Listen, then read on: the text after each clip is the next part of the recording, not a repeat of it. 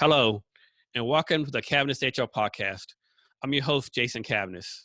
Our guest today is Cassandra Gholston. Cassandra, are you ready to be great today? Always. Cassandra is responsible for the strategic vision of PartnerTap.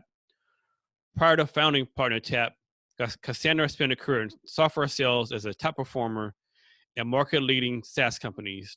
During her tenure, she led a division in total annual recurring revenue and obtained consecutive President's Clubs and annual awards.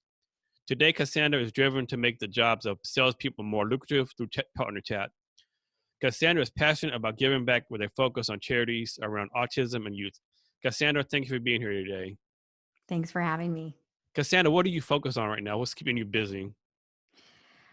Well, I'm focused on growing our company. I'm focused on, helping our users be successful on our technology. And I'm focused on helping the people that are working at PartnerTap. So Cassandra, there's a saying, sales cures all, but usually startups and new business, they focus on, the product and other things, and sales is always an afterthought. Why is this? I mean, we all know sales, you need sales to survive and bring in cash flow, but it's like, oh, I'll do it later, or let me work in this sexy thing right here. Why is this? Well, if you build a product that nobody's going to buy, or you don't have a plan of how people are going to pay for it, then you really don't have a business, because we're all in business to build a company and a product that people will purchase. And so if we build a company and nobody purchases our product, at some point in time, you're not going to have a company anymore. So sales is at the core of, who we are and what we do. For sure. Cassandra, when should a company hire a dedicated salesperson?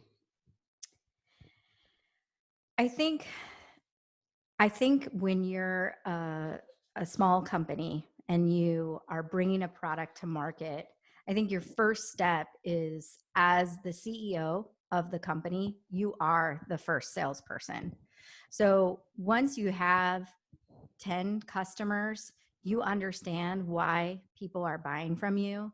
And if you're selling a product that requires a salesperson, sometimes you're selling a product where people find you organically online and they can click to buy your product, and that's great. But if you're selling a more complex product that is expensive or more expensive, then you're going to need to figure out how to sell it. And so I think once you have 10 customers, I think it's time to bring on somebody to sell your product. Cassandra, can you talk about how your company came about and what your vision is for it? Sure.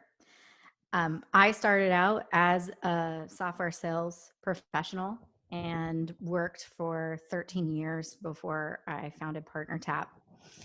And in the complex sales cycles that I worked in and the companies that I worked in, we had a vast partner ecosystem.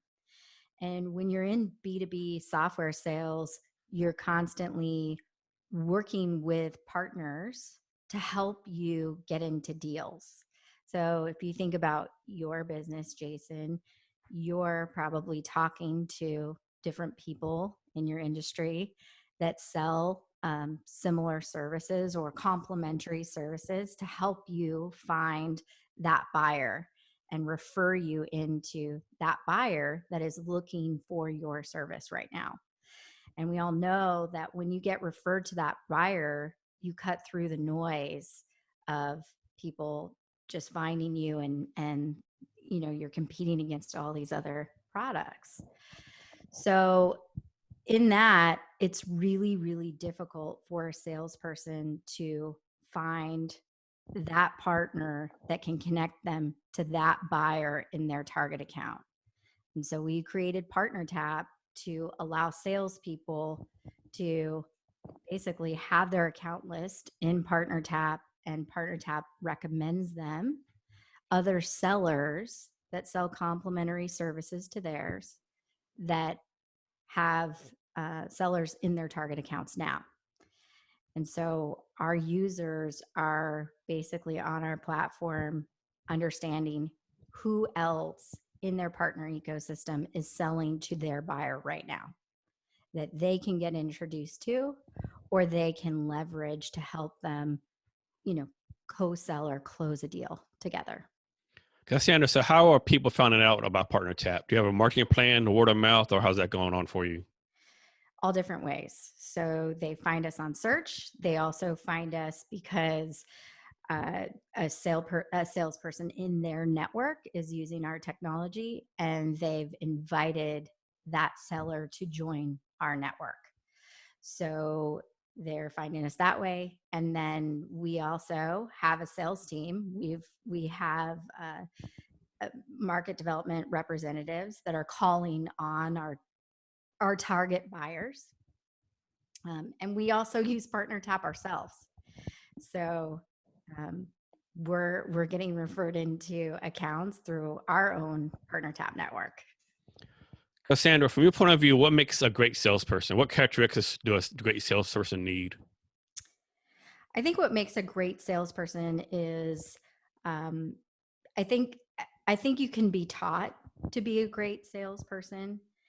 I think that some people are born with talent, but I think that to be great, you are working at your craft all the time, and you are changing with the times. So there's all different tips and different ways to sell that come out. And I think it's important to constantly be reinventing and trying new things as the market changes. So I think a great salesperson is also authentic to themselves, and they have their own style. And that's why we see so many salespeople that are very different from each other. So I don't think it's not just that outgoing person. It's the person that connects with their buyer and is able to convince that buyer to make a change. Yes, I think there's a myth out there that you have to be an extrovert to be a successful salesperson, but I would argue that an introvert would actually do better because introverts probably listen more and listen to what the problem the person has and deliver a solution, where introvert more like will probably talk their ears off, so to speak, Well, that's where I think that you can learn to listen. So as an extrovert, you can learn how to listen to a buyer. And so if you're willing to do the things that help you connect with that buyer and make the changes that might not be innate in who you are, you can become a great salesperson. So introvert, extrovert, it doesn't matter. It just matters, can you connect with that buyer, and are you solving a problem that they think is a big problem, and that your solution will basically be the solution to fix that. Cassandra, so is sales like, for example, can you be is SaaS sales the same as car sales, the same as selling barbecue grills? Is the method the same, or do you need to change the method based on the product you're selling or service you're selling? That's a great question. I think sometimes we make sales really complicated. At the end of the day, you always have to remember that you are having a conversation with another human or multiple humans, and it is connecting with those buyers. And car sales, software sales, at the end of the day, we're all trying to make the sale. So at the core, it's the same, right? We're people, and we're having a conversation, and we're trying to get the other person on the other side to make a purchase. In car sales, I would think it is a more transactional sale. And sometimes in software sales, it's a transaction. But I think car salespeople get a really bad rap, and that's unfortunate. I don't think all car salespeople are that, the what everybody thinks a salesperson is, but Yeah. So I just think it depends on what you're selling and how many people are involved, and is it transactional or is it strategic? Is it a short sale or is it a long, complex sale? And depending on those types of deals, you're going to need different skills, and not everybody can do both. Um, but so that's my thoughts. Thank you. Cassandra, so we talked earlier about when you should bring a salesperson in. What advice do you have for a small business owner or founder of what to look for when hiring someone? So I think you need to look for somebody that, so if you're new technology, so it depends on where you are at in your company's lifespan. So if you're newer technology, you're going to need a person that is what we would call a missionary salesperson. They're coming out there, they're bringing a new idea, a new technology to the market, and you're basically educating the market on the problem that you're solving, because nobody before knew that this was a problem, because there was no solutions to solve it. But in a later stage company where you have an onslaught of marketing support, um, you have a mercenary type salesperson. This is somebody that can take in well qualified leads in an extremely competitive market and just close. So I think there's two types of salespeople.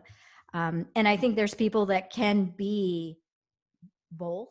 But I'll tell you, when I started this company, um, I had worked for some of the biggest companies in the world.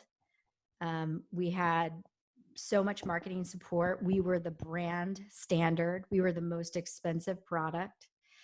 And when you go into a brand new category with a technology that's new, you're now in a different type of sales process. And it took me a while to figure out what, the way that we sold before wasn't going to be the way that people were going to buy from us right now, or when we started.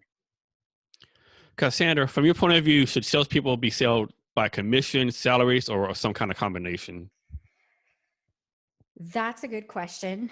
I just think it always ties back to what is the company trying to drive to. So I think commissions. Oh, I think commissions are important.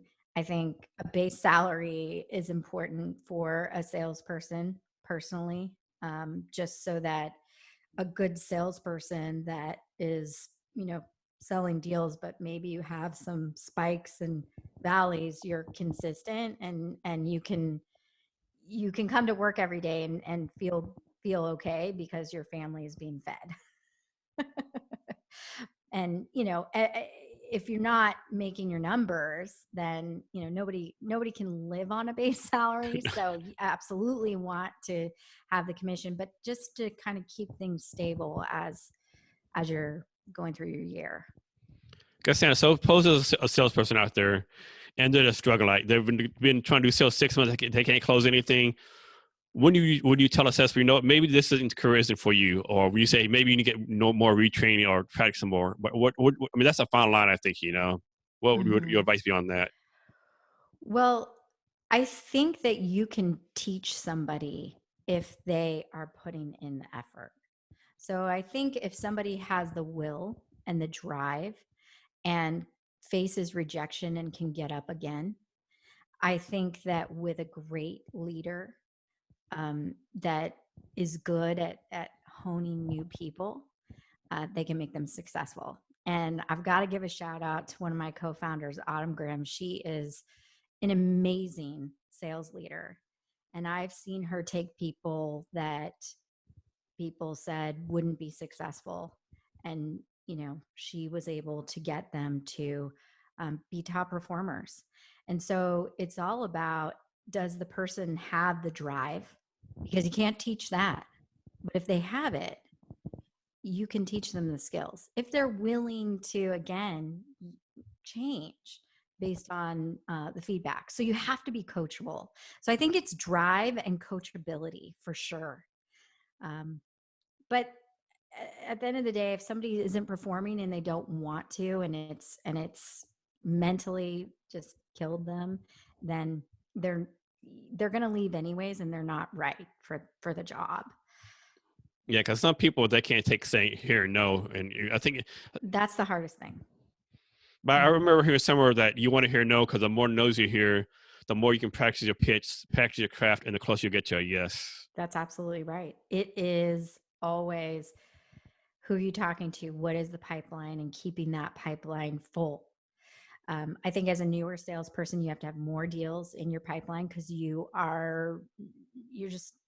not going to be as good or as practiced. It's not good. It's just practiced as a tenured salesperson is. So, it is. And, keeping that mental toughness. And so we say these things of, oh, good, you heard a no, you're that much closer to a yes, to change our mindset. And it is all mindset. Yes, I think also, like, if you're the type of person like takes no like personally, you're probably gonna fail as a salesperson, right? Because if you take it personally every single time, you're gonna destroy yourself, right? You will. I think it's hard to learn that, and so I think just time in carrying a bag will get you to the point where you don't take things personally. But I mean, I remember when I first started out in sales, that weekend after I had gotten the job, I'd worked for a week in sales, went away on the weekend, and was just like, what am I doing? This is awful. I heard no, this was at a time where we had to make 100 cold calls a day. And so it was brutal. And I just remember that weekend thinking, what, this is not the job for me. But you just can, learning how to mentally be tough. And I invested in a coach. And so someone to help me just get over the no's faster. So I think it's a learned skill because innately rejection is hard and it's personal to us, right? And Yes. so, just learning that. I mean, I think I was 24 years old. So, but now it is not personal. It's not personal. It's a business decision. And so, even when somebody says no, what I learned years later is that those companies would come back and they would buy from you. So a no to me is just not now. Yes. I mean, it could be a matter of time. You could call someone and they might have just got out of a 2-hour meeting and they're completely drained and, just have no energy. Absolutely. Or, I mean, there's so many variables in there, Mm-hmm. Absolutely. And you just always are professional. And the way that you take rejection, when you come back again the next year or 6 months later, they remember you and they remember how you're a professional and you're just there to help their company. I just remember an infamous deal that I had. I went and tried to sell this company for 5 years straight. The 5th year, I won that business, and that is just a deal I'll never forget. But that's what it takes. 5 years sometimes for a company to go, you know what? I'm going to make a change now. I'm ready. And you're there. You're there for when they make a change. So when someone says no to us today, I just know that, hey, in 1 year, in 2 years, in 3 years, maybe 5, they'll be ready for us. We'll be here. That's a great story. So change the subject a little bit. Can you talk about some of the charities that you're involved with? So autism is a big deal for us.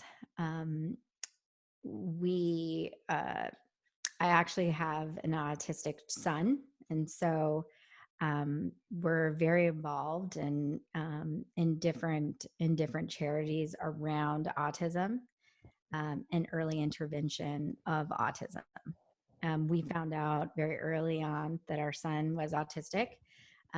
We had early intervention, and my son now is, a lot of people would say, really, your son has autism? And so very involved in just getting the message out there about autism and early intervention and the help that we had.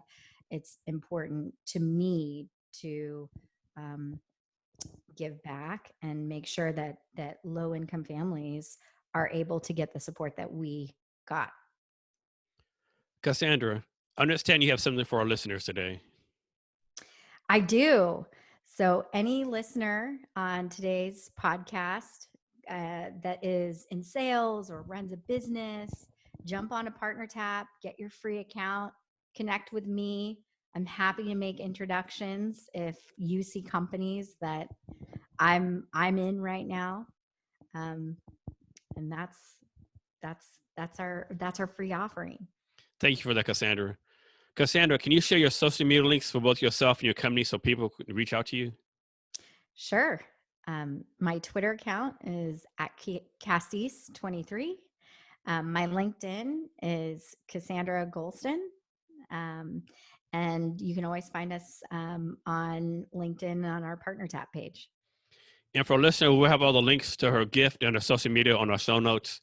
And you can find our show notes at www.cavnessHRblog.com. Cassandra, we're coming to the end of our talk now. Can you give our listeners any last minute wisdom or advice on anything you want to talk about? Just remember that sales cures all, so keep selling. Great. Don't give up. Cassandra, thank you for your time today. I really appreciate it. Thank you. And to our listeners, thank you for your time as well. And remember to